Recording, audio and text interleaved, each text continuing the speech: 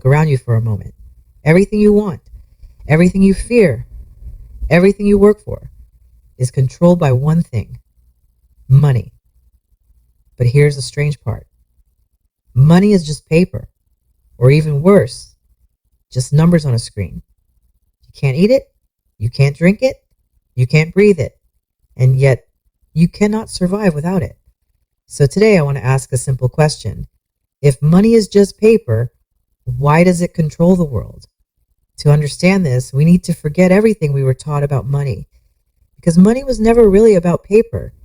It was always about something much deeper: belief, trust, and power. Thousands of years ago, money didn't exist.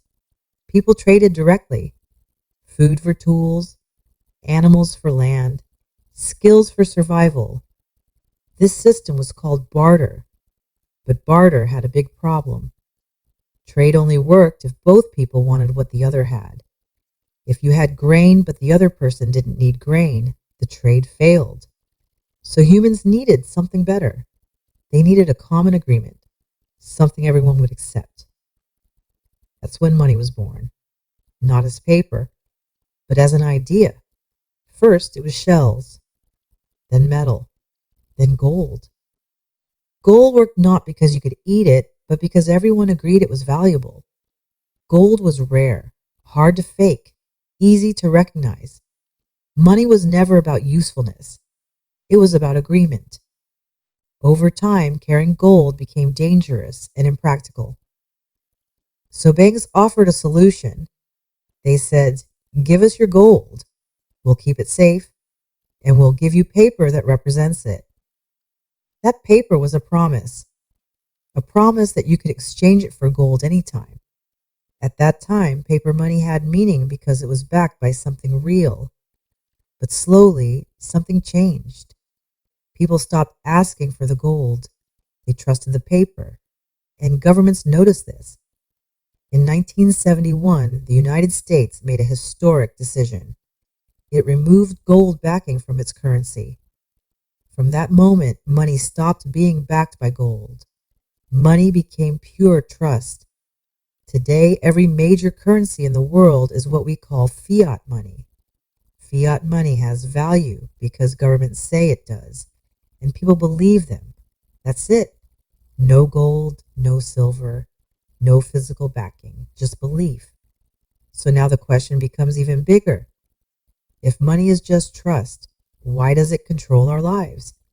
Because the entire system is built around it. Food, housing, healthcare, education. You can't access these things directly. You need money first. Money is not survival itself, but it controls access to survival. And whoever controls access controls behavior. Money decides where you live, what you eat, how long you study, how safe you feel. That's not coincidence. That's power. Money works because we all agree it works. If tomorrow morning people stopped believing in money, banks would collapse, markets would crash, governments would panic, because money has no value without belief. Money is like laws, borders, even time. They exist because we agree they exist. Economists call this a shared belief system, but shared beliefs are powerful. They can build civilizations, and they can destroy them. Now let's talk about who controls money. Most people think money is printed, but that's not true. Most money is created digitally. When a bank gives a loan, money is created, not from savings, not from gold, but from debt. This means money enters the system as someone's obligation. Every dollar created comes with a promise to pay it back. This is why the world runs on debt. And this is why money feels heavy, because it is tied to responsibility and fear. Fear of losing shelter, fear of hunger, fear of falling behind, fear of being excluded. Money controls people without force. You don't need weapons when you can control access. That's why money is the most powerful tool ever created, not because it's evil, but because it works. So is money good or bad? Money itself is neutral, like fire.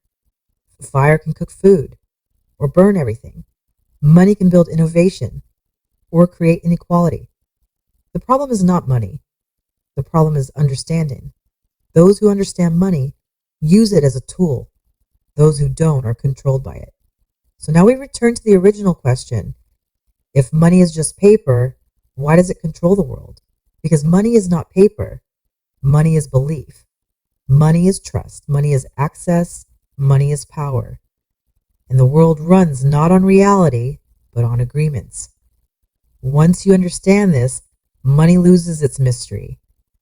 And when money loses its mystery, it loses its control over you. You start seeing the system. And once you see the system, you can never unsee it.